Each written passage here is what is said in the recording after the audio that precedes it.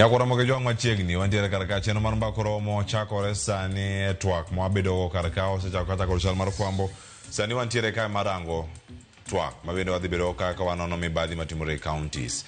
Ramogi jwang tinende iwacho ni gin buche tok buche, iwacho ni gin jogo midonjo negigo to gin jogo mabende donjo mano mar kwedo ketho mabende odonjo negigo.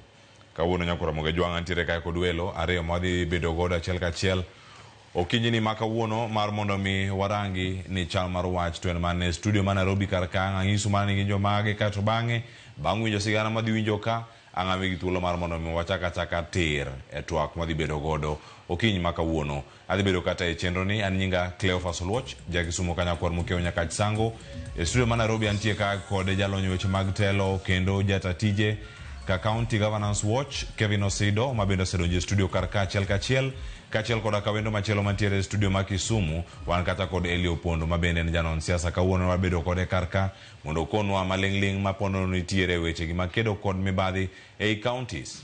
Achiel kachiel Ramogi jwang wachako karkae e wach mar governors ariyo mabende no chwale do odiochieng' manyoro kendo we thuolo mano bang' chopo kata kosesomnegi ketho magi mano governor Mambo Met Hilary Barchok ne owe thuolo kata kod Rambun mano mar $1,500,000 kanya wadgi governor machon ma Bungoma Wycliffe Wangamati to bende ne owe kod Rambun maromo $1.5 mano owe kata kod edo e buch mibadhi mabende omako gi sigana maka moloswa kod nyawadwa Cynthia Onyango kendo koro sani wawinjane kako cha.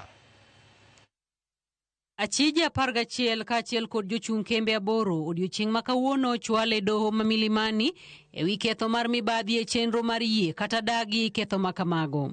Wycliffe Wafula Wangamati otelo e listi mar achije ma oting'o Michael Simiyu Wangamati, Edward Barasa Wangamati, Edward Maya Mahanu, Sandra Nasambu Soita, Waholi Wafula Chesititi, Bramwell Mukewa Wafula, Juma Swale Juma, Jimmy Barasa Wekesa, Christopher Makoha Masika, Joseph Wahemba Wanyonyi kin mamoko duto ma okwedo ketho e nyim jang'ad bura Zipora Gishana. Okinde mag Wangamati ka otelnegi kod Peter Wanyama ochiwo ywak e nyim doho mondo kik mi Wangamati kaachiel kod acheje mawedene rambum machwe ka giwacho ni gin jok mawuok e anyuola achiel kendo ponono golgi kod omenda mang'eny to pek mar yudo omenda makamano nyalo bedo. We must take into consideration that we really want to stay one family from having to take the heavy task of the cash bill that will be relevant to this facility. Bang' winjo kwayo mar okinde mawuok e apis jomin buche ODPP ma omako burano kaachiel kod okinde Wangamati, doho oredho ne Wangamati rambu mar $1.5 ma okelo buok mapek e wang' okinde ne kod anyuola mare. Wycliffe Wangamati and his sons of bond a bond of $5 million in the alternative a cash bail of $1.5 million. The fourth accused is a bond of $10 million in the alternative a cash bail of $2.5 million. The eighth accused is a bond of $8 million in the alternative a cash bail of $2 million. Bang' Wangamati buodho jok mager, Governor Masani Mabomet Hilary Kipngeno Barchok kaachiel kod director mar kambi mar gedo mar Chemasus Evans Kipkoech Korir maduto ne odonjnegi kod ketho mar mibadhi maromo $2.5 bende ne ochwale doho. Okinde mag Barchok otemo lombo doho kaka Barchok en wuoyi ma jaongwana kendo weche ne obidhore ka gidwaro ni mondo doho ogol Barchok nono maonge kod rambum. My client is a humble person and as indicated earlier is a dairy farmer. He only communicates to his family and those who assist him in tending to his livestock. It's not a danger at all. Bang' pimo kwayo gi mos, jang'ad bura Zipora Gishana oredho ne Barchok rambum mar $1.5 mane en nyadiriyo mar omenda ma mibadhi mayande odonjnego. The first accused may be released on a bond of $15 million in the alternative to a cash bail of $5 million. The second accused may be admitted to a bond of $5 million in the alternative to a cash bail of $2 million. Both accused persons are directed not to contact or in any way interfere with the prosecution witnesses by themselves or through proxies. Okinde otemo chiwo ywak margi e tielo mar ariyo, ywak ma ochalo mar ywago dayo ma bang'e to ogore mana e lwanda. Doho odhi nyime ma ochiwo chik ne achije duto mondo chwal obok magi mag wuoth e nyim doho kendo nyisgi ni ponono gidwaro wuok pacho kato kwayo makamano nyaka kal mana kod doho. Kendo doho chiwo siem ne achije duto mondo kik donjre kod joneno kendo kik gichiw twak moro amora ewi burano magie sani dhi nyime doho. Burani igeno winj kendo tarik 17 kod 18 mar dweni e doho ma Milimani. Cynthia Onyango, Ramogi TV, Nairobi. Erokamano Cynthia Onyango. Kaya mwachake tuwa kantiere kaya kod jatatije ka County Governance Watch ka bende kama onego bedni wantiere kaka Uganda na kaka kod Kevin Osido achiel kachiel. Kevin Osido oyawre kendo machiegni kirange karka en mibadhi makoro donjo e anyuola imakigo wadu gi nyithi oweteni nyithi nyimineni te uchopo e dier do ka uduoko penjo eni chuot machal nade ne piny Kenya ikini miwacho ni mae kansa mapono thiedho tek e piny Kenya mano tuo ni mar mibadhi.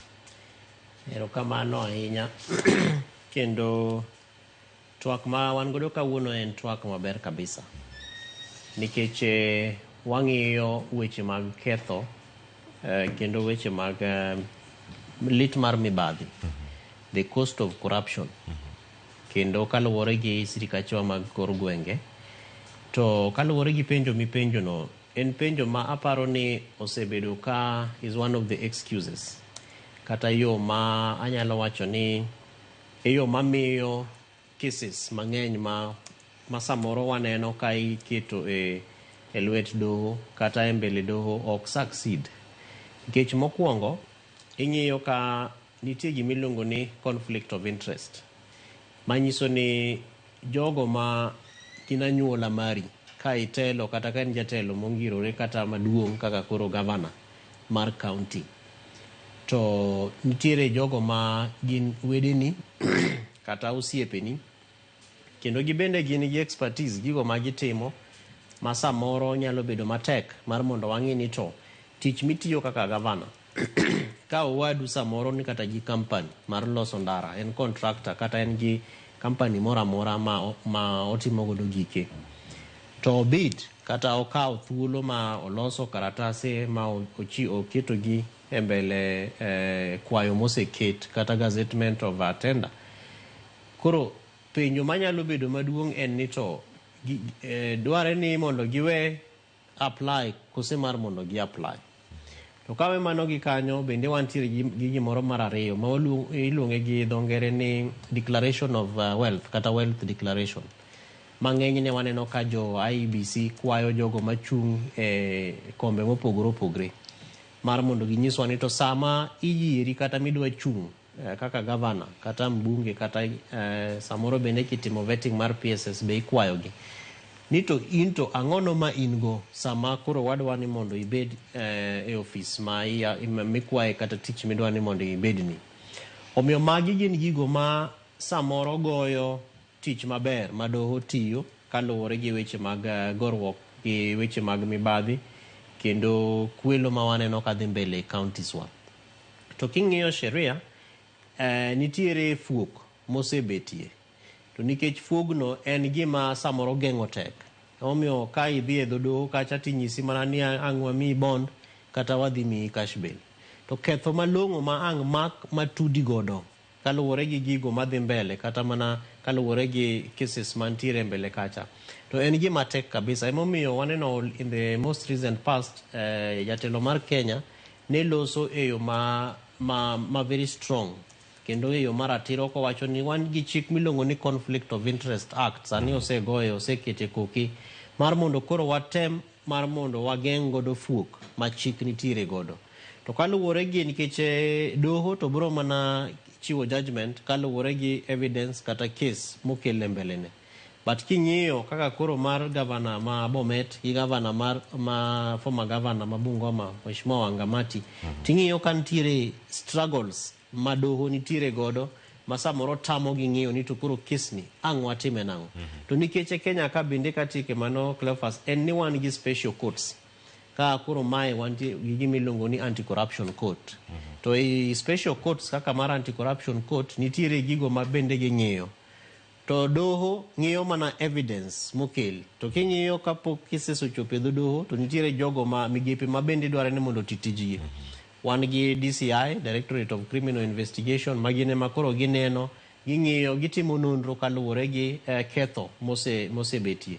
Wantiere nyaka gi Directorate of Public Prosecutions, magine makoro gichop mbele kata to giwacho ni Kevin Osido kata Governor Barchoch kata Governor Wangamati ketho ne romo kamae.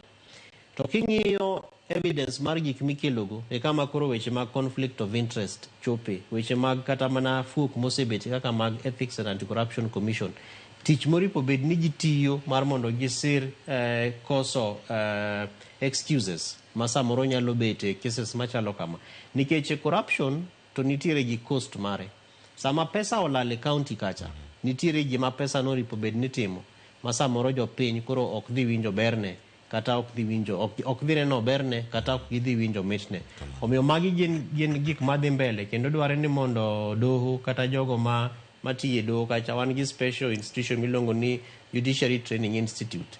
Gibende samoro ging'iyo fuok mopogore opogore magoyo cases ma formidable kata cases malong'o mitere doho kacha. Omiyo wa hope ni nitiere lessons magilan manyalo konyowa to tighten some of the gaps. Erokamano ahinya Kevin Osido. Dennis Prima Kisumu, Eli Opondo oyawre kendo machiegni Ramogi TV okinyi makawne cheno mar mbako romo bang' winjo sigana mabende okelo kanyo kod Cynthia Onyango jafamaro ka nitiere weche do odiochieng' manyoro. Motelo ne mano ne nitiere dwaro mano mar governor ma Bomet Hilary Barchok mondo kaw anticipatory bail mondo miyo tam jogo mamake mag jo EACC mondo miyo tim nonro wiye. Gik ma kamagi timore nang'o? Iwacho ni ka iluor ni dhi maki, iluor ang'o to iler. Mano mokwongo penjo maduong' ahinya mantiere kar kae. Ka warango Mibadhi E Kaontis, momako gavana masani matiyo gi gavana machon, diwacho ang'o Eli machiegni? Erokamano Cleophas. Gima anyalo wacho e cases ariyogi en mana ni iwuondo wang' jopiny gi wach case madhi mbele mar Wangamati kod Barchoch, because Cleophas wabed joma ratiro. Kenya ka wawito moloyo 1 billion mano mag gi dho sirkal. To king'iyo report mar the Transparency International, king'iyo kata international audit boards mosetimo research mopogore opogore, Kenya wito more than 2.something billion every day.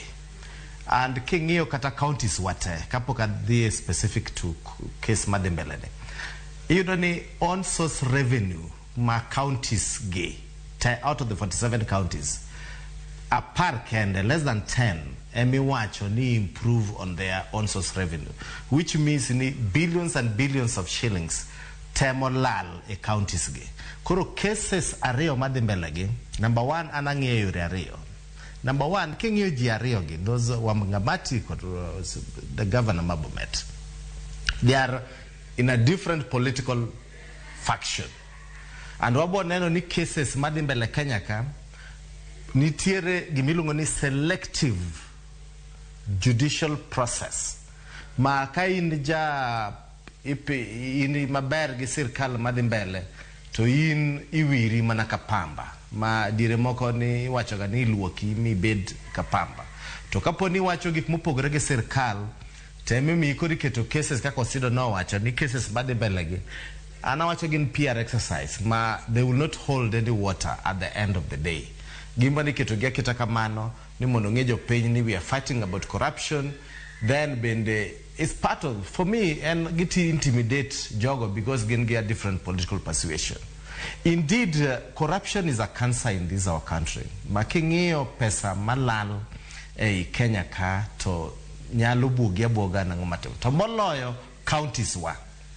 Counties were very porous. Kaging'iyo ng'ia werigi revenue allocation ma ogol gi national revenue. Wawacho on source revenue. King'iyo matute counties makaluoka kata mora out of the 47 counties. Kigo piny gin gi capacity mar choko omenda mang'eny.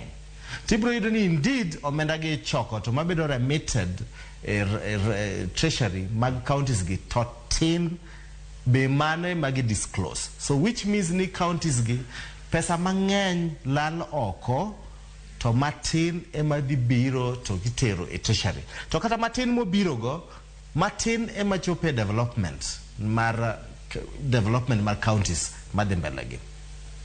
Number 2, and most crucial, and the independence of our institutions. One gi judiciary, very independent. One gi the EACC, very independent. One gi public procurement authorities, which are very independent. But there is sometimes makor you do the jogite, you do directive from somewhere. And a case in point, what SHA. Eric Ngamabed accused, like the Minister of Health. SHA is under Minister of Health. Duale makao documents to Tero, summon jo DCI. Are you seeing independence there, Marjogi? Onogo benegin magi biro kata even announced to do their own investigation. To mano betimre counties who are madembele. Kodo specifically to your question, ineno ka wangamati omakge jogete, and Osido rightly put it, wachmar conflict of interest. Oyeni tiyo kata genya meru, oyeni tiyo kata go wadu, but it declare what you call the conflict of interest. Ni anto ka antiri ka for 5 years, but nyamero se bido ka tiyo ka for 7 years under this department, or could directly report to me, and therefore conflict of interest ki declare, so then there is no case there. Erokamano. Mane wacho ni ka en paro mopogore mantiere karka to kama Eli bende okele osidara ne mondo mi watudego gi sani kama wantie ni imaki nikech itimo weche gi mago maga mibadhi e apis ka intiere gini gitiyo godo kaka yor siasa dipo ni wago okang' moro amora.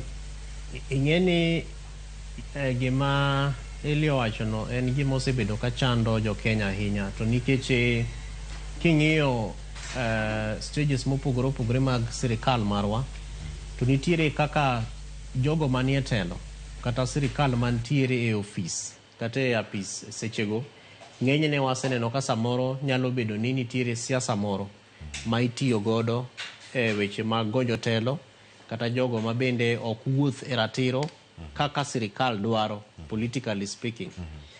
Koro nitiere penjo ma kata sama waloso kani dhi mbele ni to ka wan gi chapter 15 mar katiba marwa miluongo ni independent institutions kata commissions, to ere independence mar tienge mag sirikal kaka koro EACC, DCI, DPP gi moko machalo kamano.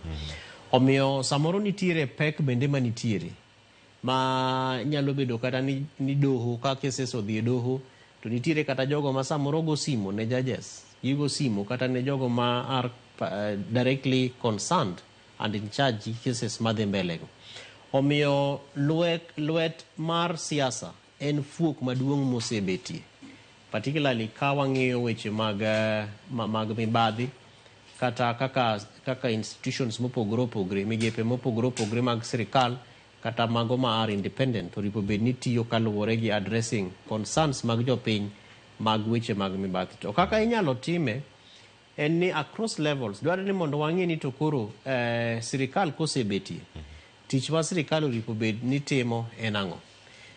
To sama koro semi telo for the next 5 years, ang'o gini moripo bed ni timo, particularly gima oluongo ni intergovernmental and interdepartmental multisectoral stakeholder engagement. Manyiso ni sirikal ok operate a vacuum.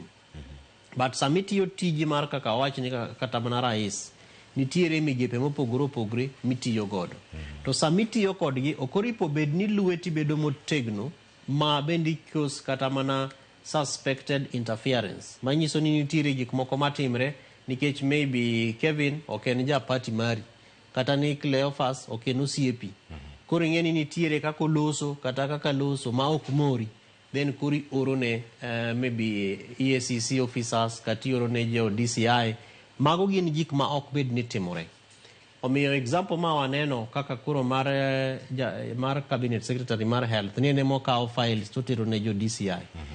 Anybody anyway can whistleblow. Ngata ja Kenya mora mora nyalo go firimbi, onyalo go poro ni nitiere gimoro marach matimre. But king'iyo kaka jo Kenya osebedo ka ywak e weche mag SHA kata shisha kaka jomoka winjo ka luongi, to bende buoginde ni to koro ng'atno moripo beni duoko penjo mang'eny ma jo Kenya penjre gi nikech en mobet at the forefront mar implementation mar SHA. Ang'o momiyo en makoro kao files to tero dongo ripo bedni en the first witness ma ang' ka koro ni ochopo ni imanyo evidence to en moripo bedni kata kimako ji to en mikwongi make mondo dhi oduok penjo. To buoga nikech ne waneno kata mana ka jo Kenya moko mama moro no wuoka e ode modhi office mar former CS mar health mowacho ni to adhi e hospital to kothiedha nikech giwacho ni nyaka chul. To sama adwa chulo to system odhi piny. In kaka waziri kata jatelo mar ofisni ang'ono mitime. Mago oripo bedni miyo thuolo jatelo kaka koro Mheshimiwa Adan Duale nafas mar mondo duok kodo penjo. To sama koro osedhi moketo files kacha ting'eno chiwre excuse. Monyalo wacho ni donge giga ng'e ni timre but gitimre tasitiru nyaka file ne jogo moripo bedni timo investigation. Omiyo bende nitiere some bit of political interference and administrative interference ma bende timre e weche mag gorwok gi timbe maricho mag kwalo omenda mag jopiny kata mibadhi. To dware ni koro wang'i ni to as citizens role marwa nikech chikwa kawe ni mano is kaka gik moko the status quo e kaka itimo wa gik moko. Waseneno ka jopiny kawo nyaka nafas mag gidhi ket petitions gisendiko barupe ne jotelo mopogore to political parties bende dware ni mondo kawa stand masama une sirikal to dware ni upogre gi weche manyalo neno ka gima jopiny neno ka use your power kata political opportunity ma un godo no mondo uketh godo ber ma samoro doho nyalo timo e weche mag mibadhi. Kevin osedoka poka dhi Kisumu. Gini iluonge ni political interference. Ka ng'ato luonge ni political impunity kata tim marach ahinya mar josiasa e kinde gi momagi kod weche mag mibadhi. Mana kaka wacho na kweda mag dhoudi bende nitie ga ponono. Penjo ni bende ang'eli ang' duoke. Kumaki tiwacho ni jogo target ogandawa, gi target jowa, gibiro ne familiana, gintiere karka. Kumaki, koro kanja ka wach niero, ma jaduon buchwa, omake nikech ene duon bura machielo mok sirkal. Josiasa gi lwetgi mantiere karka. Ma en mana impunity, kata kupogore gi interference, ten tim moro marach ahinya mag josiasa. En tim marach kabisa. To nikech nitiere political interference, manyiso ni in gi teko mang'eny ma koro itiyo godo mondo either iketh godo gigo process madhi mbele kaka koro mar mibadhi gi kata nyalo bedo political impunity across all levels. Manyiso ni doho bende nyalo amua ni judge mawinjo case ni ohero kata mana political party ma nigi interest e case no. Koro the impunity aspect of it work from ng'atno moripo bedni ene mo adjudicate kata use administrative role mare mar mondo clarify. To waseneno ng'enyne kata nitiere osiepna moro miluongo ni wakili Nelson Havi ma be nondiko aneno ka ng'enyne ondiko gik moko exka to gin barupe ma bende are stamped and received officially to wacho ni kata mana idoho kanyo bende nitiere political impunity, nitiere some aspects mag mibadhi ma kata judges moko nitiere godo kendo gin timbe maricho matimre moko ripo bedni timre. To king'iyo political impunity no bende wan gi gimiluongo ni the rule of law manyiso ni en ratiro mar chik to wacho nang'o e wach machalo kamano no. Emomiyo wachako ka wawacho ni nitiere gaps moko, nitiere fuok makata nitiere e chik kaka koro ma wasiluongo ni conflict of interest. En ang'o ere kama wa explain the conflict of interest manyalo miyo mwanasiasa kostiyo gi teko mare mar mondo circumvent godo kata odhi e tok chik kaluwore gi ratiro mar chik gi kaka gik moko ripo bedni itimo. Erokamano ahinya. Elio Pondo, wantiere kaka kod migepe mane wacho ni nitie gi ratiro magi mar katiba ma pacho ka mar mondo mi ochung' kar kendgi kendo ne ni adieri gigi ochopo kare. Nitie apis mosebed kaka isiamo, apisno mar jomin buche ODPP kani yango higni 15 tich adek machalo kama juma mokalo ogai mar ODM Raila Odinga ne olose wi apis ni mowacho ni kae mantiere nyawo moro mantiere achiel kuom joyal buche mag Supreme Court doho maduong' mogik ma pacho kae Isaac Lenaola bende ne oloso to gima wacho kar kacha wacho ni apis ni koko miteko maber tich nyabedo matek kainya magi bende ma derail justice system kata kaka irango ni ratiro jogi oyudo mantiere Kenya ka gi mantiere pinje maoko e weche gi mag mibadhi buche ariyo ma olose mokwongo gi kaneno ok ochwal moromo jomage monego beni chwalo nenogi to jomin buche nego beni mako giyo machal nade mondo mi kikwane kes moro ni ODPP oro kwayo mar wito oko buche abila ariyo mantiegi to gavana machielo manie apis one lit moro komak nyawadgi mosoyi kalure kod mibadhi mano ter kod buche motegno. Eli Erokamano. Indeed, ODPP an independent institution and ochung kar kende. To kaka Osido nowacho kinde mang'eny obedoga interfered gi jo siasa kod buche mag siasa kod jogo molingore madongo dongo e weche mag siasa. ODPP be nigi challenges ge owuon. Number one, institutional capability. Yudo ni sani case moro dhi but forensic audit or kagidwa timo nonro yo makare tibo yudo ni those institutions kaka kumide time gigo ogiyud neno makare manyalo chwalo case no e court. Emo mi ineno kata ka governor sani otamre mar e-procurement. And e-procurement, these are mage gik ma obiro masani maketimo procurement to wan ng'eyo wanyalo follow up from stage 1 up to the last stage.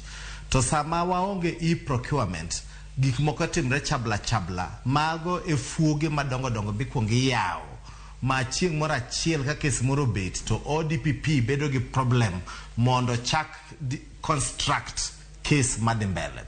And that's why kineno gik matimre sani bi neno ka most of our development partners temo partner gi ODPP ni neno ka most of them Anti-Corruption Commission, EACC, no, the Atlanta kagi bedo trained on forensic investigation. To mage thuoge jogo matie sirkal gigo jogo matie counties gi ging'eyo kigiwene gi kwela no ni giluoro mondo makgi ging'eyo ni fuoge moko nitiere e pend chike makato makgi timre nadi bro beda ya 1 ya 2 to ODPP bro kwayo ni waonge case moromo manyalo dhi e court. So fuoge gi emonego beni idino kapok wasiemo wang ODPP one code fuoge a loss mang'eny e Kenya ka. Like for instance money laundering. Kane Uhuru oketo ni mondo as part of curbing illicit flow of money. Ibo yudo ni ngenji politicians be mano dhao, not even the businessmen. Politicians be mano dhao. Ne cap moro moketi ni mondo igol 1 billion every day nyaka show kuma wuoke. Politicians be mano dhao, jo business nok dhao. Ang'o mi? Because gine magineno ka oket those stringent measures to dino fuoge manyocha gi tiyogo e mondo gibedgo gi corruption cases. Number 2, ODPP bokti in isolation. Otiyo gi other departments. And therefore, okonogo benwa bedogi accusing finger to only one institution like ODPP. For instance, ODPP duabiro like a county like Bungoma, kumane onga mati nitiere jo office mar county ma Bungoma manyaka be chiu information madhi konye kesni. To kantiere loopholes e gigo mobedo presented, ODPP has no otherwise but mondo kuwa ni kesno mondo gol kech bro dhi kodo wigi nikech koro onge gimo dhi kelo. So fundamentally gimatimre Kenya ka jogo mat deal with corruption gise fuenyo dongo pend chikegi, especially economic laws, money laundering laws, gik moko matiro tendo pend chike magtelo kagi tiyogo maber to ging'e ni cases gite kwan nani nyaka ne chak devolution sani wan gigni 13 years or so. Ere governor mose maki motue mamwando ne okaw ng'enjo mimayo gigi gin mana small fish matino but billions madongo mokan mokwal oknya yudo light in the day because ging'eyo thuoke mas nitiere magitiyogo makata magi mag PR mag gi ng'ato gi family ne gang'o to kobro yala mozo ibopo mani ODPP wacho ni oonge sufficient evidence mondo prosecute the case. That does not mean ni ODPP is corrupt. No. Loopholes nitiere mag. On the flip side, ODPP be nyalo bedo yes gi influence gi interference from other institutions mono gi discharge their duties appropriately, but mano mostly an kaka seng'iyo this thing for a long time. Tuoke mantiere pen chike mane Kenya ka miyo mibadhi nya kunde moko, because at the end of the day ni tiyo gi the word impunity ging'iyo what I do because chike mantiere are not sufficient mondo gi prosecute cases ma corruption mondo chope level madwarore, kaka dayo moro kata kijana moro mokwalo gweno e kor ndara timake piyo piyo sendo ka police to case no sebedo discharge to then ndoko diaga. That is not the same cases laws mitiyogo e wach mar corruption cases. Erokamana inya wacho ni an gin paro mathoth ahinya mantiere kar kachiel to bede kamo wacho kar kanyo niero en penjo mipenjo niero udhi timo ang'o kata doko ni gini duto timore kar ka idhi range yo machal nade. Nitie weche mag conflict of interest masani en chik mabende iwacho niero kanyo e kama ni temo din rot to gini bende timore counties. Depo ni jatend piny Kenya kano keto gini e koke thuolo dakika 5 matiere kar ka Kevin Osedo ne nigi gini e pache ni gini bende dhi trickle down mochope county koso irango mana pisi mamalo koni kende nikech gino waneno ka ng'ato timo ohala gi familia marete, ng'ato timo ohala en owuon gi kambine mantiere ka. Nitie jaod bura mawuok Nyanza mabende burani osebed kanyo ka iluwe, UAC osebedo kode kachiel koda ka jogo matimo nonro, to bende wadhi neno ler e giko mag nonro gi duto mitimo ka dipo ni jogi duto kobiro kumoro achiel. Iwacho ni bende sirkal moting'o executive, judiciary kod mano maloso chike ok omakore motegno kama gintiere kar ka. Mi oket conflict of interest act ni e tim odhi nyalore. Cleo, ber to nitie kendo ler dhi wuok at the end of the dark tunnel mana ka wamiyo teko institutions kata migepe mag sirikal moripo bet ni tiyo e yo machiko wacho. To ka wadhi keto shortcuts kendo wadhi keto excuses to mano gina chike ma samoro kaka jo Kenya jawacho ni wan gi chike mang'eny mabeyo kabisa but implementation ematek kendo gina gik miloso ni mar mondo wagodo tik. Kiking'iyo most of these things mawatimo sani wan gosiepe wa ma samoro iluongo ni World Bank obed IMF obed ng'ano gini magin intention margi en ni governance is working kendo transparency accountability indicators mag sirikal kaluwore gi ratiro mar chiko ripo bed ni timore. But deep down political goodwill mokwongo samoro onge. Deep down samoro kata mana funding to institutions ma iluongo ni independent institutions gi bende samoro onge. Omiyo chike to wan godo mabeyo kabisa kendo ntiere pinje kata ma oko mang'eny ne gibiro Kenya kae mar mondo gitim gimiluongo ni benchmarking kata mar mondo gisum rieko kaluwore gi ber ma waneno Kenya kae.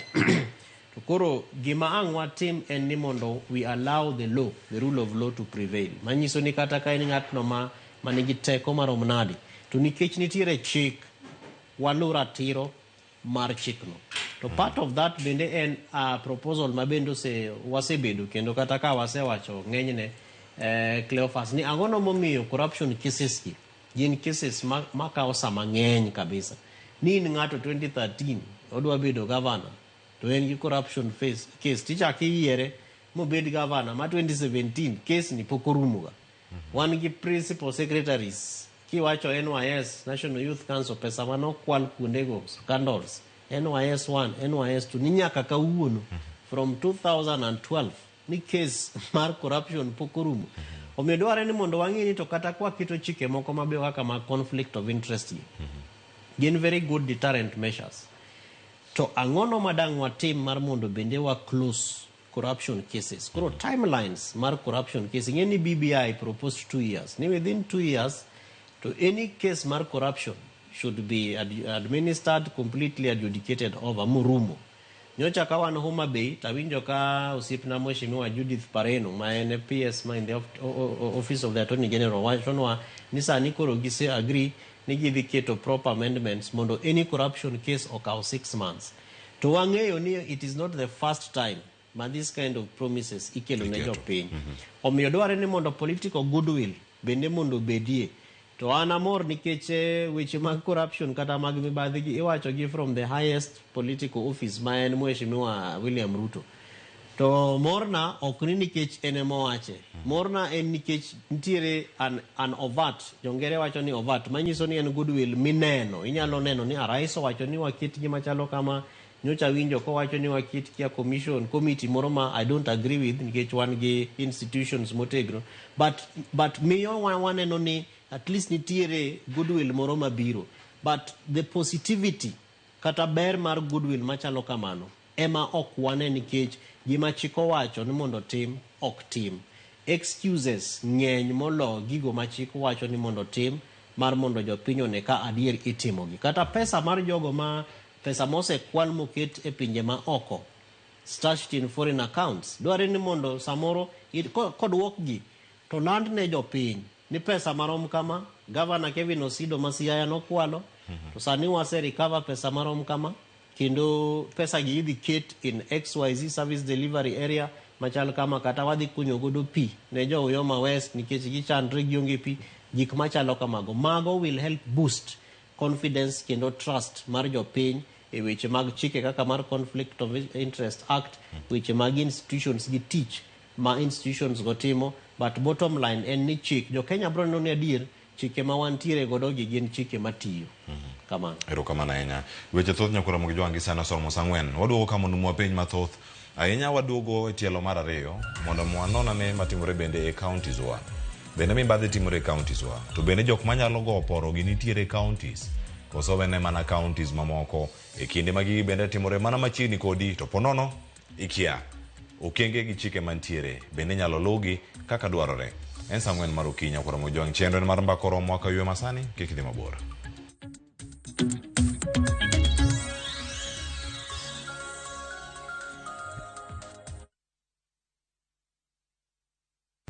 Saa zingine mambo kupata bila plan. Gas ndio imeisha, landlord akuache upumue, mtoto ni mgonjwa na bado ni mid-month. Usijibox kwa noma.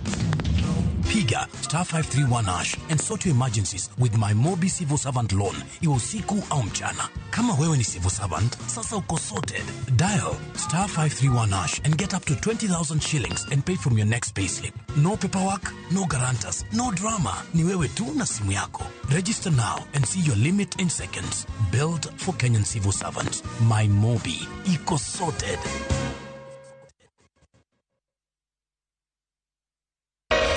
Kwa Ramogi. Regulation okodhi through gimiluongo ni public participation. Be ikori mar donjo matut e weche madongo e Uganda wa. Mibadhi ma wuok e NTSA ng'eny seriously. I have to say this. Wanono weche siasa kod weche mamulongi majopiny. Sama gigo nyaka japur. Nikech japur ni obro puro kande ni otere kare. Buch jopiny en kama wamiyo pek paro kachiel kod nonro ma intiere godo. Wan gi chike mabeyo matayo gigi waduto te. Ok diang' wachnya every time ka ng'ato dwaro to waloko chike. Nyinga Trevor Ombija jandingo panga jonyakach dendo nombija taya nyakwar guok kocha pesa. Wanere kendo. Tich adek ka tich adek, saa 3 otieno, mana Ramogi TV.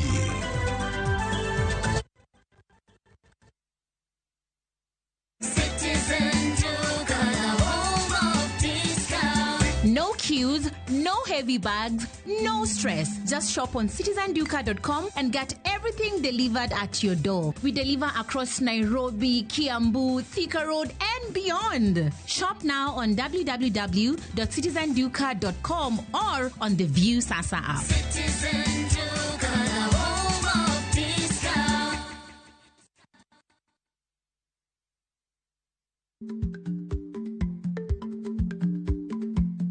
Jarik ni jamuod nyoyo gi goyo. Ma tiende ni dhi matek ma ok inono maber samoro nyalo miyo ng'ato midhiero.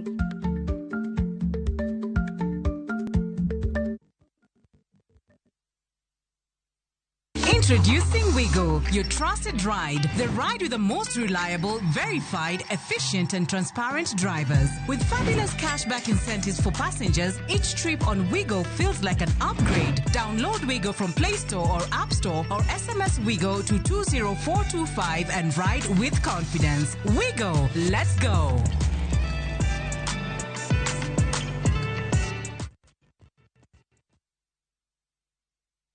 Chakre dho nam lulwe nyaka e nderni mag boma maduong', pesa ka pesa nigi sigande. Kae en kar dak mar joloko ohala. Growth were mostly bedo attributed to consistency and hard work. Kokalo kuom jo ohala manyiso rieko margi e ohala mopogore opogore. Ka gima nyaka ikwong ing'i en location kamidwa kete dukano. Wapuonji timo ohala okang' kokang', kaka ilose, kaka ipidhe modongi, nyaka kaka irite mondo odagi. Siri mar business wane gimomiyo osebudho kabisa eni itiye gadier. Kae kama timo gik moko gi kinda romo gi rieko kod lek mabedo adiera. Watemo choko artifacts mag luo to watiyo kod gas decoration e ot ka. Ohala gi mwandu gi Cleophas Oluoch, tich ang'wen saa 1:45 otieno. Kik bai.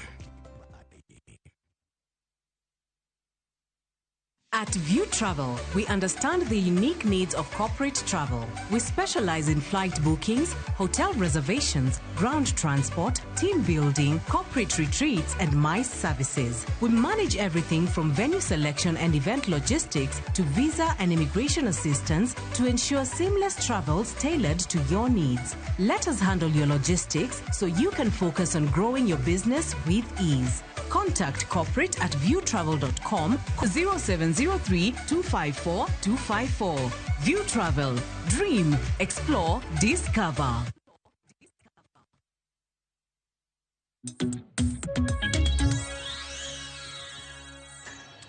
Machiegni nyakuro moge jwang chenro en mar mbako romo dhi nyime kar katielo mar 2 dakika osekalo 6 tok sang'wen mar okinyi ma kawuono ka wadhi nyime kako twak. Wadani watere ne od bura matin wawinjane kaka dayo dho jal mabende ochwal nyinge mondo mi obedi jambetre mar piny Kenya e piny Namibia, manen jatend migawo bende sirkal Florence Bore. Wanyawinjane kako dhi nyime kar kanyo kida dhoge sani e nyim od bura okinyini ma kawuono, mana achiel kachiel kawuok e od bura no mano mar Senate kawuono ka entiere nyim komiti mano mochung'ne rango chenro ma kamae. Wawinjane kato bang'e oduoka wadhi nyime gotwak. This parliament, in the 12th parliament, and while in parliament I was able to serve in the various committees, about 3 of them. One of them was the Budget and Appropriation Committee. The other one was the Tourism, Culture and Sports Committee, and the Members and Facilities Committee. After the 5-year term, or the term in that parliament, I then vied again in 2022. I didn't manage to be elected, but I got the first opportunity to serve in cabinet. I was appointed by His Excellency the President, and I was serving as a cabinet secretary for labor and social protection until this appointment came to be able to serve in this new position. And I come here with a lot of humility, and I come with skills in leadership and management, and I promise to be able to serve just the way I served in the ministry. I'll be able to use some of the skills that I've gained while serving in the ministry for the last 2 years in this diplomatic mission. So thank you, Chairman. Thank you, Waziri. Members, you might now field your questions if you have any questions. So, Honorable Florence. Honorable Wangare. Thank you. Thank you, Chair. I would like to congratulate the nominee for the nomination. Of course, she's not new to us because we served together in the 12th Parliament. But allow me to ask, first of all, 2 issues. Number one, you served as a Cabinet Secretary for Labour for 2 years. What would you say is your greatest achievement in that ministry for those 2 years? And what would you say is the biggest impediment that curtails labor mobility in this time when we are talking of Kazi Maju, yet we are seeing still very many issues in terms of registered agencies? What would you say is the reason why we have not been able to crack this problem to ensure that labor is easily moved between countries and Kenyans are able to take opportunities in other countries for work. And finally, under 19, in your interview, do you, maybe it's something I've never seen, maybe Chair, this we can be guided by the clerk's office, does parliamentary Hansard reports count as published writings? When we say published writings, does it count as the Hansard records? Does it count as published writings? Maybe that's something we can get clarity on, because you have indicated it as your contribution for contributions in the parliamentary Hansard. I am almost convinced it does not count as published writings in this context, but that can be clarified. Honorable, will you take these questions and you'll respond to them at once?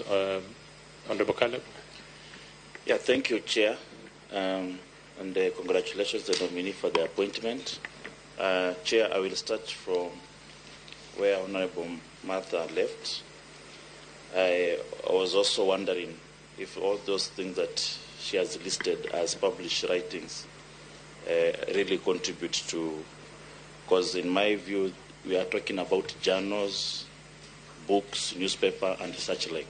So I also conform to the Honorable Mother questions. Then secondly, Chair, I would like to know, because the nominee is being nominated to Namibia, not so much has gone around in public space in relation to Namibia-Kenya relationship. Maybe not so much is known.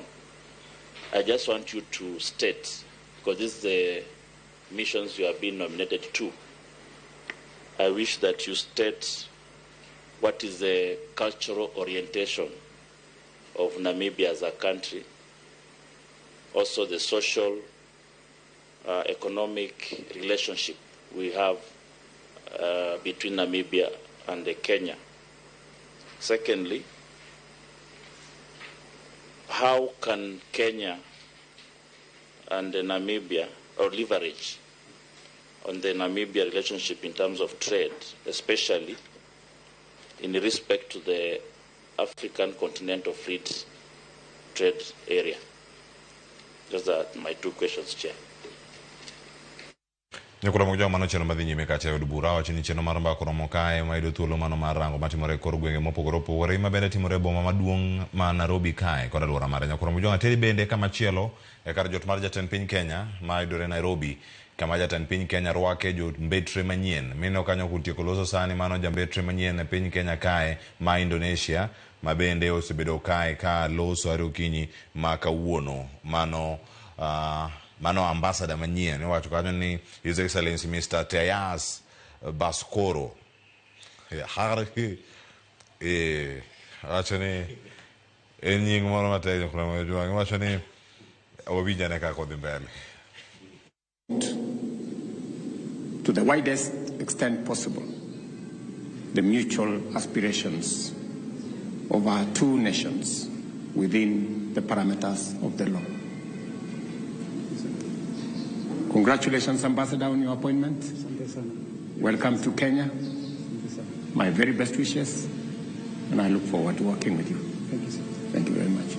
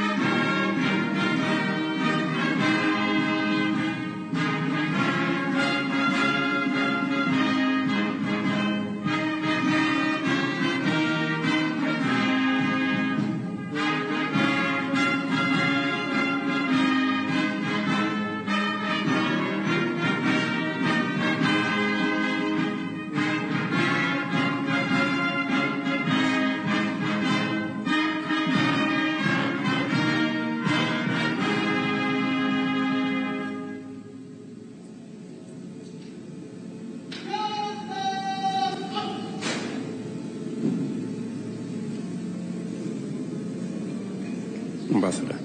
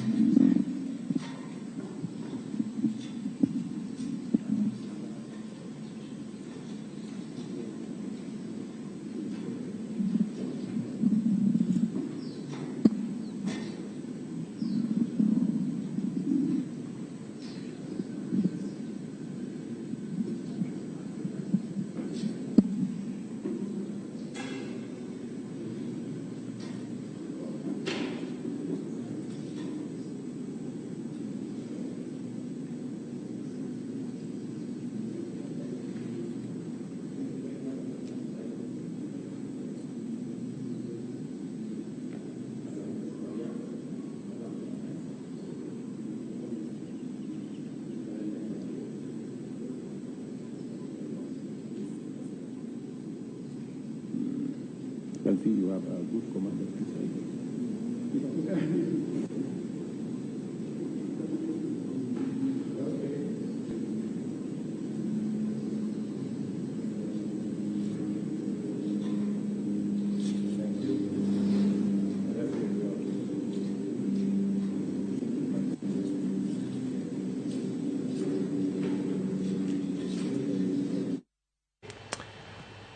Nyakoromoge juang mano jambetre manyien ma owuok e pinyno ma Indonesia ma bende obiro kanyo achiel kachiel. Kirango nyinge en Baskoro. En gi nyinge Baskoro. Koro wacho ni mano jambetre mar Indonesia e piny Kenya. Baskoro. Baskoro Tias. Kentiere kar kanyo Adji biro tung kacha. En gi nyinge abich. Mantiere kar kanyo achiel kachiel. Ma en chenro midhi tim ne jombetre mopogore opogore Nyakoromoge juang. Ochako e kar jot ma jatend piny Kenya. Okinyi ma kawuono gintiere kacha gi jombetre mago mawuok e pinjego mag Indonesia, ma Spain, ma Israel, Finland, Congo, Slovak, Sweden e kind mamoko. Gin pinje ochiko Nyakoromoge juang kendo gidhi bedo kar kanyo ka iketo gi ayanga go tijegi ma gidhi bedo ka gitimo e lo jotend pinjegi kama gibedo kanyo ka erangogie. Machielo mineno kanyo ka donjo Nyakoromoge juang mano jambetre mabiro sani en mawuok e pinyno mano mar Spain ma bende nyaka sani Nyakoromoge juang mano dhi bedo kacha ka irange mano His Excellency Jaime Alejandro Moreno Mao mano mantiere kar kanyo Nyakoromoge juang achiel kachiel. Mano chenro ma bende dhi bedo kacha ka iyude kachiel koda ka historia mare kod tich ma bende osebedo kacha kotimo rwako gi pacho kae. Iwacho ni mathoth timore sama mathoth timore piny Kenya magi duto kata timre picha mar Kenya bedo nade pinje maoko. Ma ema akela ne jatend mano janon weche siasa ma bende watwak godo e county ma Kisumu. Wantie kata kod Eli Opondo kanie studio ma Kisumu kanyo. Adani mondo mi olernwa bende ang'ene gin gi paro mopogore opogore ma bende nitie ka onao kata kidayo dho imanyo jambetre ma dhi e pinje maoko. Ochagi macha ma Namibia ma bende owal e lemo ma kamano. Florence Bore wawinje kanyo bende achiel kachiel odiochieng'ni ma kawuono. Nitie mathoth matimore kar jot ma jatend piny Kenya. Ang'odo kono kinde ka kinde mar mondo mi wakoni kaka wantiere kar kae. Eli Opondo ang'eni weche thoth ahinya mwalose sani to walose weche mag jombetre gi mondi kato bang'e ang' olok tanga mane chal mar mbako romo kamwarange ka achiel kachiel. Welo donjo pacho ka mamako lemo mopogore opogore. Mokwongo paro mantiere kar ka mokwongo kapok adok kendo e kar jot ma jatend piny Kenya. Eli awinja ni pachi mokwongo jombetre madonjo pacho ka Mibadhi pod ogo tach jatend piny kedo kode yo moro ma motegno. Eli Opondo kinyalo winja mana dhi nyime mondo ikonwa. Kevin Oseda wacho kar ka ni jombetre koro koduogo to penjo jatend piny Kenya ni to jogi mawacho ni Ruto must go. You look like a good man. Wacho ni mane mbaka mapono na ambassadors gidhi bedo ka goyo ni kare jogi dwaro ang'o. Eli Cleophas, gima nyaka wang'e ni Kenya stand tall kipime gi pinje moko in Africa kata global world. Mano mineno in the diplomatic circles, ineno ka UN institutions be biro Nairobi. Nairobi, okena Nairobi, makatineno wan jo Kenya, wasiko mana gikoko kinyi gutieno. But global front, Kenya okete olama malo nikech number 1 economy mare bedongore. Number 2 jogo modak e Kenya ka especially buore ma Nairobi gin joma odhi sikul maber. Number 3 Kenya bende nigi strong institutions. Kata ben wa yuaga chilari adek wan gi strong institutions kobedo compared gi mamoko. Number 4 Kingio Kenya even geographically and centrally located. Kedibo yudo ni en a gateway to mare economic hubs East and Central Africa. Koro mage mamiyo our standing a global diplomatic scene bedo very, very strong. However, one gi internal challenges mabende okne magwa kendwa nyaka pinje maoko to gimomiyo podwa stand tall. One gi challenges wato kaka wamiyo challenges gi turn gi into opportunities and lessons ema miyo jo pinje maoko bendo herowa. Number 2 gimadhi mbele parliament kanyo to mano to en mana rubber stamp.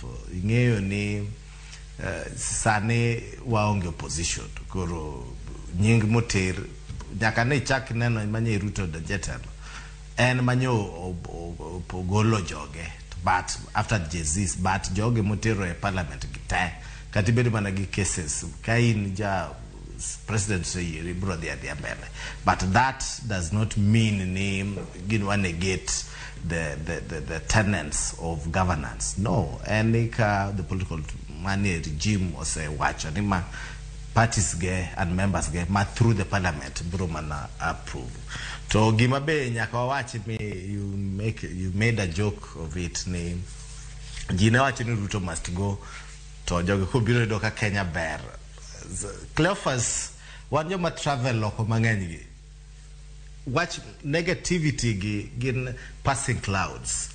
Gik maji wacho oko are real issues mag economy. Gimanyodwa dent our image then man a human rights violation, especially extrajudicial killing and excessive police excesses, and which of course routine anoka otemo committee mano yero ni mondo koro ng'ane kaka jogi bedo compensated, although mago tatata ina ni chako duo kendo yueyo the negativity mancho betka. So diplomatically in the global front, in fact kopogregi South Africa, maybe Egypt or Nigeria, Kenya, Nairobi is becoming one of the best destinations for the ambassador. And in fact, all ambassadors could be posted in Nairobi. Chalka give me biro promotion, and they like it very much because of our democracy, our political, our young people. The economy is growing at a rapid. It's also the market portfolio wa ni malo, purchasing power and ni malo. Kuro mago mi ojo pinjamao ko bende oero mondo bi e Kenya ka.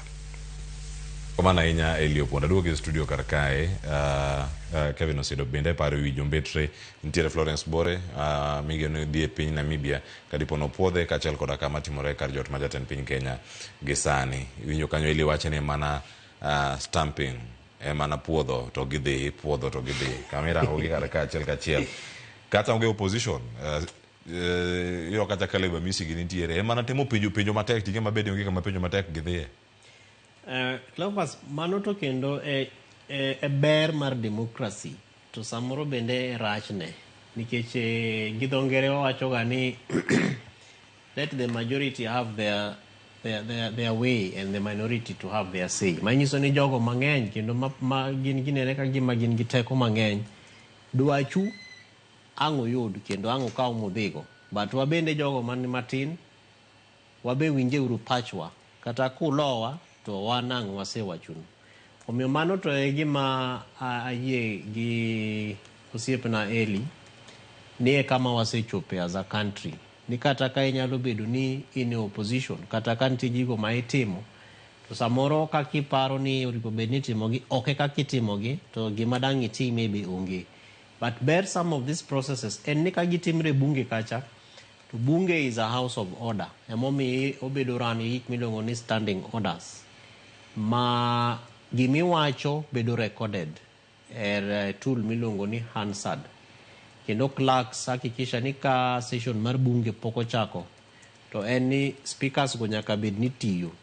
To en gima timre makata kogol bunge ni ka magidhi godo kata i Narok town Masai Mara ni pap ni bunge koro dhi puodho jogi te kacha. To Hansard no nyaka bedie nikech en gima o record kendo is part of the order of the house. Ni gimora mora miwacho nyaka bed recorded. Omiyo en gima inyalo tigo do kata mana kiny. Ma ipenj ni to in ni wache ang'o i wach no. To inyalo play back the Hansard mi wach ni magi gima gik ma wacho. To nikech ni miwa clip matin kacha winjo binye kaka gipenjo mabeyo. Ni to kani appear a house mi wacho ni you made a story. Does that qualify to be, you know, a publication? Mago bende gin penjo mabeyo ma jogo ma ipuodho ma samoro ekia kaka koro Mheshimiwa Florence Bore ka oketo gi I assume ni openjo Mheshimiwa Martha no penjo Wangari no penjo nikech gigo okete CV mare. To mago gin somo bende mamiyo wang'eyo godo ni to ang'o gini moripo bed ni ng'atno ma kwayo puoth mar mondo bed ambassador kata bed jambetre piny oripo bed notimo nang'o. However, gima duong' kabisa maparo ni aber ka jobunge wa bende penjowa kendo winjo bende kipenjo ni what are some of your achievements? Ang'o gini manitimo ka in waziri mar weche mag tich kata labor. Omedware ni sama watimo kama to jo Kenya oripo bed alert nikech bunge kacha inyalo oro gimiluongo ni petition kanitie nying kata ka samoro Kevin Osido ket kanyo ni do kete PS kata mar devolution kata ambassador moro e piny mon. To nitie weche moko ma gigo ma ok beyo mosetimo ndik barua mondo chop ne wabunge kacha. Ka bende nitie gigo ma beyo ma bendo setimo bende ket gi kanyo mar mondo meda ngono credit nikech kaka Eli wacho Kenya is a global leader, is a global hub. Kendo dware ni jogo miore pinje ma oko bende gin jogo ma are not just political. Gin jogo ma bende carry the sovereignty of the people of Kenya magidhi godo kacha. Ma kichopo kacha to bende miyo jo Kenya teko kendo jo pinye kamidhiecha kata kichung kiloso to gineno ni ma is a good representative en jambetri malong'o mar jo Kenya moloyo kaka moko mabe ne waneno makata kilongo ni what is GDP to kia kori dwa dhi wacho nadi ne jo Congo kata ne jo Brazil kata ne jo another country ni competitive advantage ma Kenya biro go nikech king'iyo kaka koro ma jo mbetri ma Rais William Ruto romo godo kacha ewa wacho akan samoro koro mbaka marom nadi makagisetieko mosre to sama gidhi go picha kacha en mbaka machal nadi madang bed ni gigoyo dang bed gi marach ka koro kata president mar Namibia assuming ni Mheshimiwa Bore o qualify modhi kucha koro sama koro gise mosre ka koro giwuotho kodhi go picha to koro penje gimoro ma is very simple to tame duoko nikech koro in ng'at ma samoro wiye ok liw nikech in iparo ni you are a very strong person a political party ni koro party no emoteri kacha. Omiyo nitiere somo moko mabeyo ma waneno kendo ero kamano ne media nikech unyiso jo Kenya gik matimre mondo ging'e to sama ng'ato bende kosetim ne vetting kaka koro mwaneno ni obe owuok kacha modhi o play back penjo to penjo mo penja cha aduoke nang'o. To what is the follow-up question manendo penji nikech nitiere jogo bende some of us who train we record these things kendo wang'ado gima watir gi class and we play them mondo can you play kech kata gima jo piny oripo bedni ong'eni kata jogo madhi mbele bunge kaka koro Mheshimiwa Florence Bore nitie jogo manobet kode mo prepare malong'o mo loso ne CV mo kete maber kabisa makoro kodhi kacha to the level of confidence ma imiyo wabunge moripo bedni translate again to the countries ma idhie. Omiyo katieko en ni en gima ber to gima samoro chando jo Kenya en ni must you be a politician mondi apply bedu jambetre? The answer is no. Omiyo Ministry of Foreign Affairs bende dware ni mondo oyaw positions gi ma ka aber to gimi kete gazette tikwayo ji mar mondo kata ka Cleo dwa bedo ambassador kata mana mar Nigeria to bendo nyalo chiwo duoko onyalo chiwo kwayo mare as an application modhi kacha motimne vetting. Kich samoro bende waneno challenges magoyo chuny some of the most qualified people. Samoro wacho ni ano kanja Kenya Kwanza, Raila Amolo Odinga kiaya. Kich trend mawasire no katimre Cleophas enni mana usiepe josiasa ememiyo the first priority. Whereas mano in my view is not a good trajectory. Particularly kawa ng'iyo kaka dongruok mar democracy marwa gi tich makaka koro jambetre ripo bed ni dhi tiyo e piny maoko. Erokamano ahinya. Nyakoro Ramogi jwang' weche mathoth matimore kar ka wacho ni mano e chal mar mbaka oromo ka warange achiel kachiel sa oromo saa 4:30 wakawo yueyo masani ang' oduogo kod mathoth koro kotenore kod twak montiere go kar ka achiel koda ka mathoth pod antiere gi wenda kar ka Elio Pondo ka en Kisumu kod Kevin Osido ka ntiere studio ma Nairobi. Wakawo yueyo kik idhi mabor.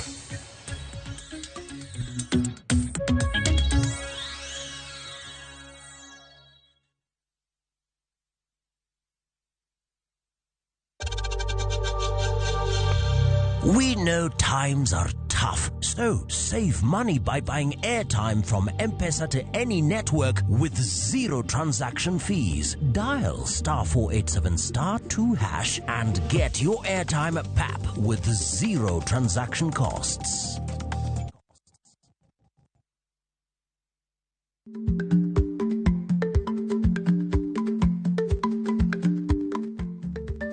Dhako muol kadonjo, matiende ni, bedo ni ng'ato ling' e kinde ma owendo, ok ofulo ni omuol. Samoro en kod kido mamoko.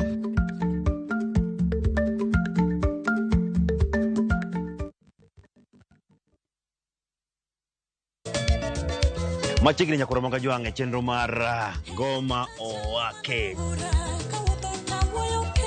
Wok tich akelo ni mix bokwe. E kaito tich ariyo Reggae Owake, yani tunaongea na Majar Rastafara. Alafu tich adek nyakoro Ramogi jwang' akelo ni mana yani ngeni mpaka giwasani. Tich ang'wen is kama nene, yani kitambo zama za kale. Alafu Friday, si unajua tu Friday tunafanya namna hii. Nyakoro Ramogi jwang' Friday supu zo wake. Sapar gidaka paga big nyaka sapaga rio kod an PDG Papa Vic, yani ukipenda mzee kijana.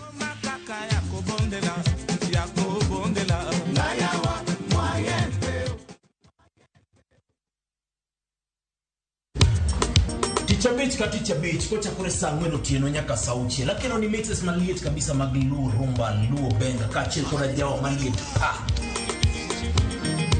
Kowuok e ondamo 107.1 FM kar chuny jaluo. Apela nako ni wang' ne kawada kocha. Nyaka wang' joy mari mar Ramogi TV.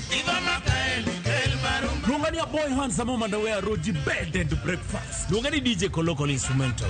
Tokodan Solomon Atito Kafaya gudi. Kawachoni ma en Ramogi Night Disco. Kete manaka.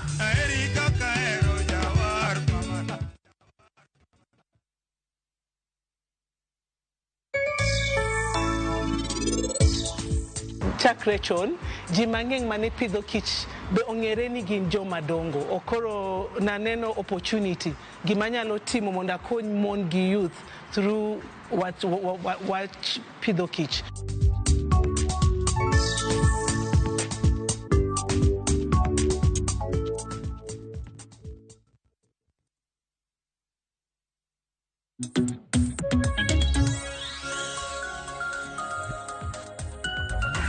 Machiegni kiro nyakoro Ramogi jwang' en mor mar nikete kar ka chenro en mara mbaka oromo. Wadhi nyime kod twak mano motenore kod Mibadhi E Kaontis. Dakika osekalo 34 tok saa 4 mar okinyi ma kawuono kendo ang'ena achako ka kod Eli Opondo. To kadhire Eli nitiere ote ma bende ang'ena dhi yudo kar ka dhi some achiel kachiel kaeto mamoko bende dhi yudo kae. Nitiere ote moa kata kuom Baba Twins mar Onjinyo kapok adhi mar Ruth Nyathi Ochieng'. Owacho ni Mibadhi mae Kenya kae ok nyal tieki nikech jotelo madongo ema otelo mbele kuom mibadhi. Sana jotelo mag counties. Sani auditing e counties to nyaka yud ni nitiere pesa mane obedo allocated to kotiyo. Mano ote mar Baba Twins mar Onjinyo. Erokamano ahinya. Nitiere ote machielo madonjo kar ka kopogore gi mos madonjo Engineer Lazaro Kanyambo wacho ni institutions mochung kar kendgi kaka EACC, ODPP and ETC wacho ni are being remotely controlled. Then kaito institutions trusted to gather enough evidence kaka DCI bende yotam twist nikech gin corrupt. County Assembly monego tim oversight ne counties bende corrupt.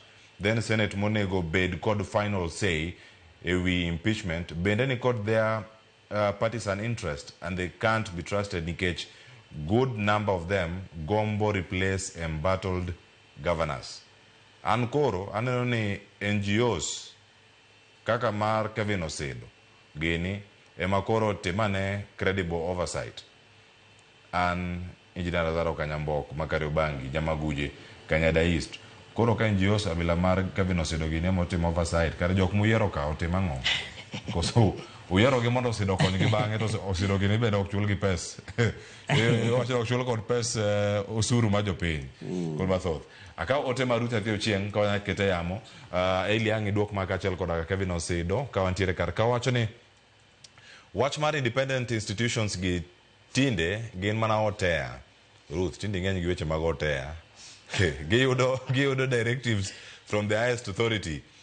Senators to tinde odong ne goyo governors vita gidonjie politics politics of interest gima ginyalo timo ne oversight onge en mana siasa left right and center Mibadhi osegoyo dala e Kenya kae matieke okyot. It's something we will just accept to live with because there is nothing we can do kaka ordinary citizens. A line no owacho ni sani ka in governor machiemo gi sirkal to i support gi fully to onge kama iterie kata icham county bitiek te aluo tu akano moja inako. Eli Opondo achakodi winjo wote modonjo kwa kuom jopiny nitie mose wita geno chuth mowacho ni wato ka koro waweyo ne NGOs kata riwruoge mamoko mondo koro kawe odhi go mbele wan kama ochope ka wan koro wawe gini kendo jok moyiero koro geno onge ko. Eli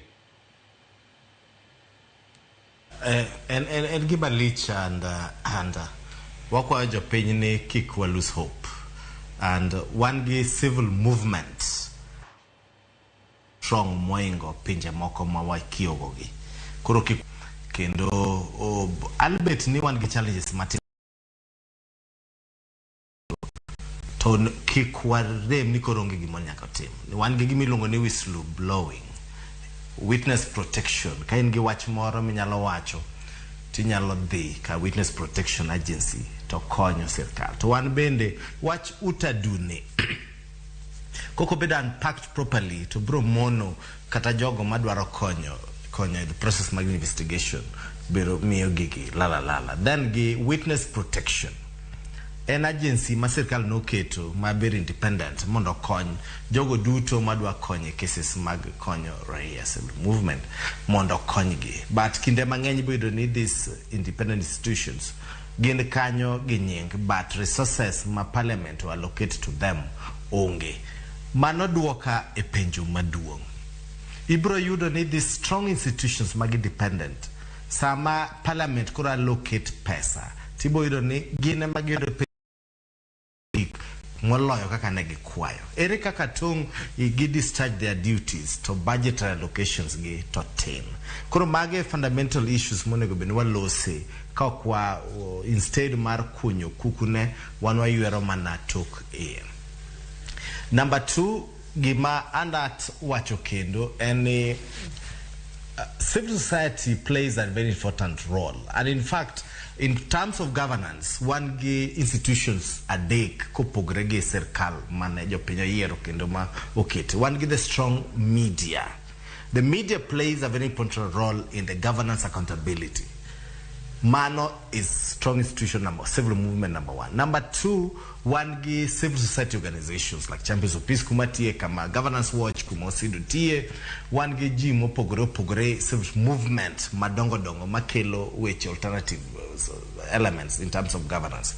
Number 3, one gi trade unions you know, trade unions kaka mag jopuonj, mag dakteche, mag engineers, magango mago civil movements monego beni kantiere wach moro magidwa keto to gin go authority ka gin weche mag ndara, gin weche mag ndege, gin authority nikech gin magisomo wechego, to ka gin riwruok mopogore opogore, ka gin weche mag jopuonj. For instance, sane head teachers yuak ni pesa poko the capitation poko chope school, but the union mag jopuonj or the association mag teachers ko loso to ends an authority, and therefore katabedi bana nok miwa pesa directly from government, but when we tool as a civil movement, mondo watch which independently devoid of government interference. However, onego bene wabo chako bende loso kinde mabiro kidhi e pinje molony kaka America,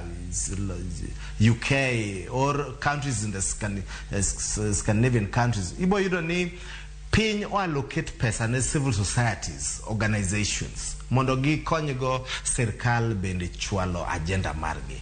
To mano ibo yudo ni in Africa ka wan oketwa ni wan either wago sirkal kwa loso wago sirkal kama to gigo mwatimo wa supplement and complement the government effort, and therefore kinda penyo sido behind the tent onego wachak loso wechegi ni sama koro bipoga location duane gikele Public Benefit Act bende wa lock mondo wawachire ni gigo matimre bondo wambe omewa pesa nikech gik mwatimo wakonyo sirkal. Although King on the flip side, you watch this hamok you do pesa from the government in your loss independently.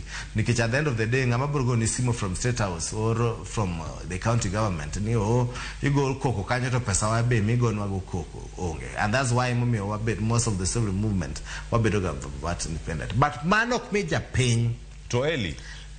Ni mondo koroling. Eli woni ango miyo ponono Moscow ngadi karkanyo.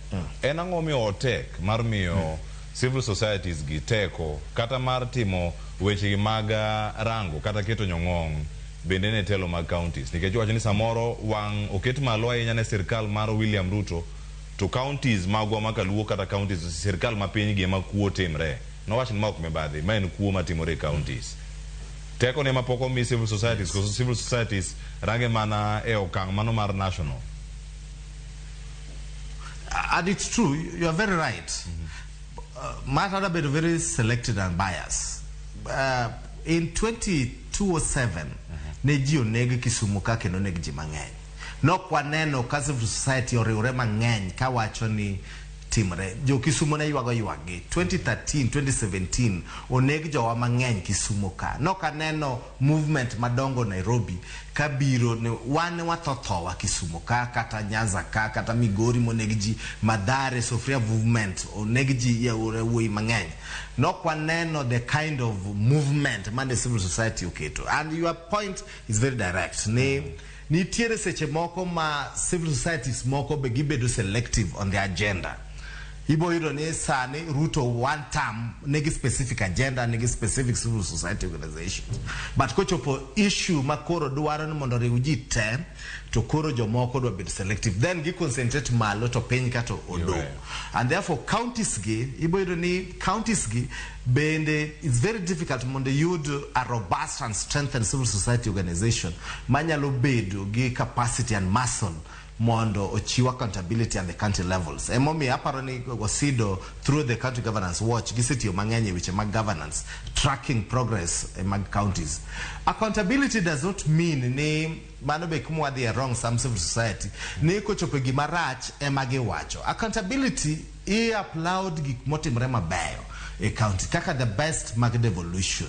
Ere gik mabeyo monego bedwa cherish. Nyocha kawa one devolution conference Omabe. We were taking stock on the 13 years. Erigik mose timre mabeyo monego beni watero mbele. To erigik mose timre maricho monego beni waweyo to erika wana the strengthen gi. Kore momi objective accountability ngiyo ni wangiyo gigi flip side. Ekonimo pogre. But kingiyo counties wa civil society movements again robust. Maginyalo bedo chiwa accountability. But okonego beni gini owene civil society organization. Ilungani citizen participation and gimo be entrenched in the devolution at the national level. Nitiere pesa mak counties oketo mag iluongo ni citizen participation, and again give fully fledged department mar citizen participation. Onego beni koluongwa seche mak bilago to jo piny wuok kendo gidhi chiwo pachgi to kuonde mang'eny wan koluongwa gik moko machalo kamago jo piny ok dhi to mage forums mondo go beni wadhi to wawache wechego wawacho yes man ndara no ger maber ma wache no timo contact ok dhi maber timo kamano to wano ok wayudo opportunity mar dhi kuonde ilando gige gazette ok wadhi kilando gige radio ok wadhi iboyudo ni citizen participation kata matimre sembwa kujo ke koluongi kata kombewa manywanda iboyudo ji 3-4 kende madhi to ere kaka ibiro yudo thuolo mar participate koluongi manywanda mondo idhi gol koluongi dhi pita kata Kisumu Central ka oluongi kata Kosao Hall oluongi kata Pumwani Hall mondo idhi gol pachi to kidhi yudo thuolo mar golo pachi kuondego are the town hall platforms monego beni jo piny golo pachgi e weche machandogi e gik moko ma gidwaro ni mondo gi strengthen go governance at the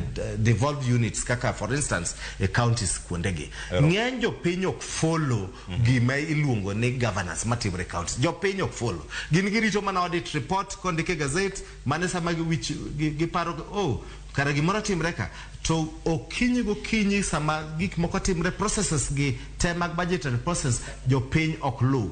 Koro wakwayo jo piny mondo gibed alert kegiwe gine ne jo civil society ginwe gibed alert. Yes, erokamano Eli. Anga duogo iri mondo miya wach mari mogik bede ka watiyo kar kata ayuda ne paro mar osedo civil societies yudo kajo ote mokwongo modonjo kar kanya ngi duokgi ting makoro imiyo mondo tim weche mag accountability kod oversight bende ne telo mag counties to civil societies obedo matek counties koso nikech governor ponono ng'eni ma to wuodo tieno ma wuodo tieno ma jaka nyakwar man kacha ma pingo sirkanda emi koro yote maluku nikech Ruto ok ne biro nyaka kama entiere kata jogi mondo mi gichopi ang'o bedo matek samore counties nikech koro mabedo devolved jotelo ni machiegni ahinya kod jopiny to japiny neno ka gima tich ok tim kata kuo bede thoth kar kae mana ng'imbe na giote marimo gi kawo tieko sare ne sirkande mag county kod jopiny e counties. Erokamano Cleophas. Gima jo penjo gik ma penjo ma jo neno wa penjo gin penjo mabeyo kendo I will try to address some of them, but accountability at the county level ken gima yot.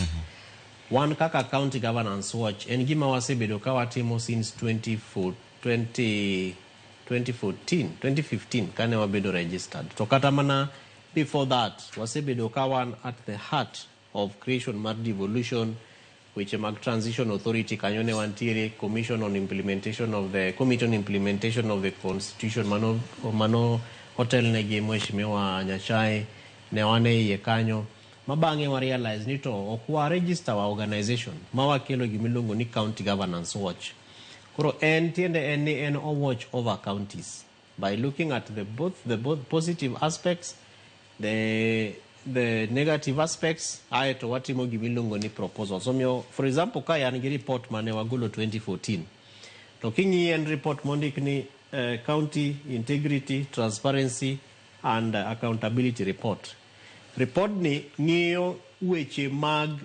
accountability e counties to mae ne ng'iyo weche mag corruption mibadhi.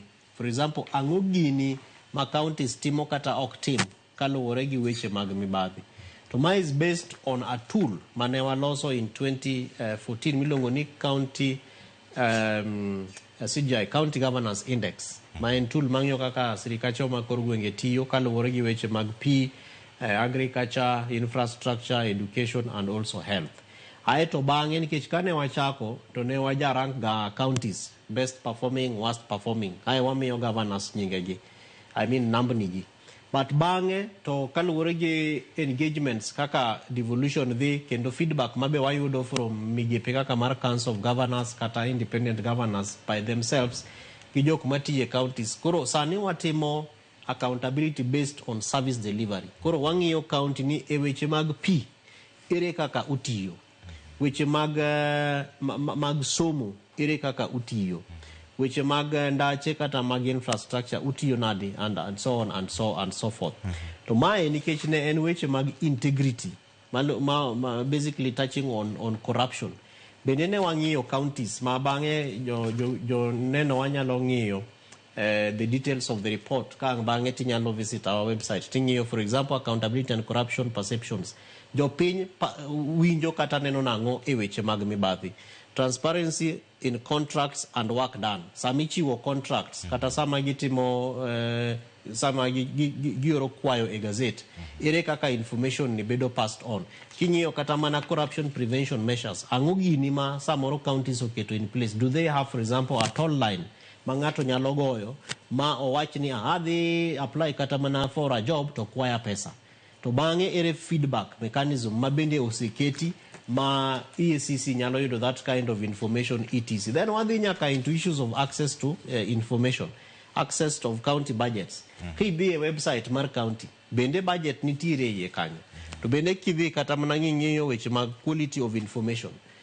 Website mar county ena mar governor kodhi state house kose kanyo be gikete piche kata information according to performance mar skunde mopogore opogore rem mantiere e weche mag health and so many things ma jopiny bende penjre kacha. Kevin, report ma kama gibecho kendo gin documents moko ma oganda nyalo kawo maket nyaka pis. To mokiro ni kamoket gie buru mane kata kendo mana iwacho ni buru mantie kanye menyalo golo gie. Yes, gigather dust. Kendo obedo matek ahinya luogi tok mano. Utimo nade mondo mi governance nikech ma 2024 iga apar toka nusegolo system no mane design tool mano konyo timo research machalo kamae. Okonyo counties nade koro sani kugole iga mokalo to iga ni pod aneno kata ka county kano gol corruption index e counties kod EACC. Counties moko makaluo bende manosomo material ni nyaka kaka ginyalo kedo kod mibadhi pod ni mana malo. Koro kaka tools machalo kama gikonyo nikech for example right now one gi counties ma part of the findings mane wayudo eniji ok giyud information.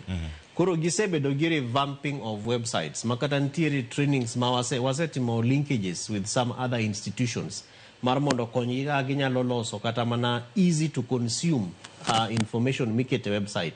Ingeni samoro documents moko mikete website gi consume high volume mar bundles.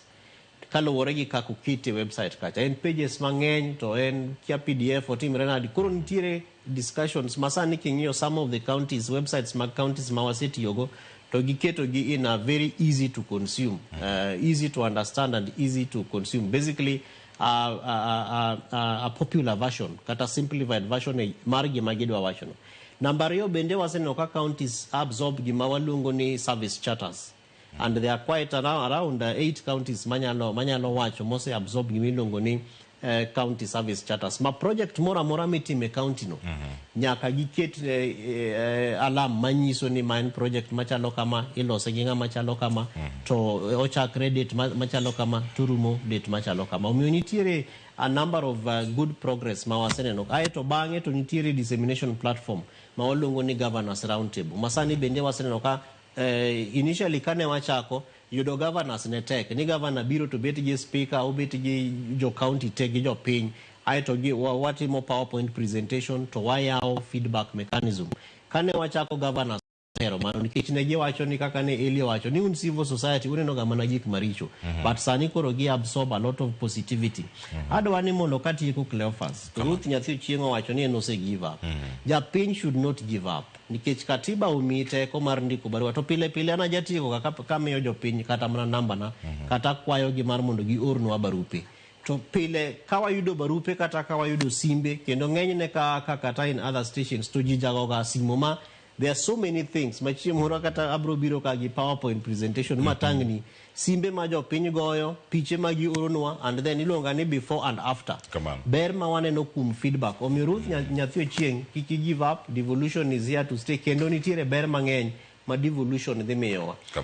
Wach manende okwa gi Lazaro Kanyambok ni mondo mi county governance watch kane watimo public participation mar PBO Act to na attend ufungamano matingo badama wacho ne Director General ni kete uru e budget a certain percentage mar civil society or public benefit organizations mondo exchequer pesa ma organizations nyalo tiyo godo e tijegi mondo migi gi serikal. Makajo you said as an example of work through different mechanisms talk ni koro teach majo civil society tiyo koro gore piny nikech onge funding. Omiyo mano nitiere process ma as County Governance Watch and other organizations and discussion mawadhi godo mbele kata managi Public Benefit Organization Regulatory Authority and also Parliament. Ma in the near future wa hope ni Kenya bro gulo budget mimi yo civil society organizations either through grants or an application process mi oro kacha IT mi pesa manyalo support godo ber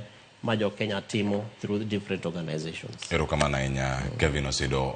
Eli antiere iri watieke gi karkae watch mari ne county ye kore ejaseme idoke county ma Kisumu county zo makaluopo no winjo gi kagi magin gik mo foreign ainya kata pokotem gaficho governor okoni kechueche mag mibadhi kata tiyo marach koda PC one manati gigitimore counties mamoko watch mari mungik debed mane sani ka warango Mibadhi E Kaontis dagi kaina chair kaka akao from Osido ni jo piny kik lose hope. Kenya wan gi strong institutions, ma mistakes achiel ariyo adek motimore kik miwa wa lose hope. Wan gi ratiro mar penjo gi yore mopogore anonymous letters, inyaditiko petitions through a group, resident associations, wan gi chamas mopogore gi gik mwanyalo timo. To gima nyaka wang'e ni wach mistake moro achiel kikoro waket ni Kenya ka koro ruombre piny. Kanase wacho ni Kenya one very resilient country. Gik mang'eny osekalo nwa matek tineno kwa walokre aloka to walokogi. Koro kik wa lose hope as citizens. To wabed alert 24/7 wabed alert. Kendo wakwayo other institutions like the media plays a very important role. Gitem create platform mondo jo piny ong'e weche matimre.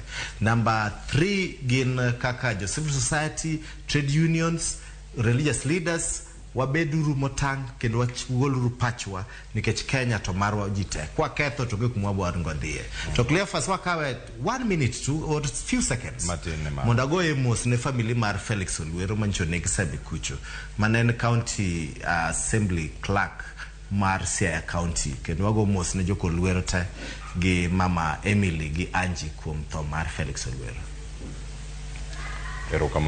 Erokamana enya Eli kendo mos makende bende ne wede anyuola kudo siepe nyasayo mingi hocho ikine maikale matekni. Erokamana Eli Opondo kan tuyo koro achiel kene studio ma Kisumu Kevin Osido bende erokamana nyakombido kodwa e studio ma Nairobi karaka kawarango achiel nyakoro magjwang wote mawuoro karaka waguno erokamana nyantiere wote ma okoyudo thuolo mag somo karaka kata kamano kinde morumo penjo ni nyalo penj karaka tamorino kalo tine chopo karaka agoni erokamana enya Brian Opio erokamana enya Frederick Odhiambo erokamana enya kuomote mari kiano sano bene wacho neno waka entiere Dar es Salaam ukinyi makawuono kendo luoto achiel erokamana enya Wuonya Kach achiel kama ni entiere Seto Kumu Alue kan Kisumu erokamana enya kentiere kara Corin Koko Rafael Odhiambo Big Nation entiere wacho ni kodwa ka achiel Samia Simbiri kan edonga Kisumu erokamana nya kupkete karkae nyakora mogejwang mane mokelo e giko nan ka kod jowete washaro ngao kod Joyce Oduor erokamano kuom kete chenro ni mar bakoro moko dropping oriti masani nyinga Cleophas Watch jagi sumo kanya kwar mokeo nyaka sango med neno Ramogi TV erokamano.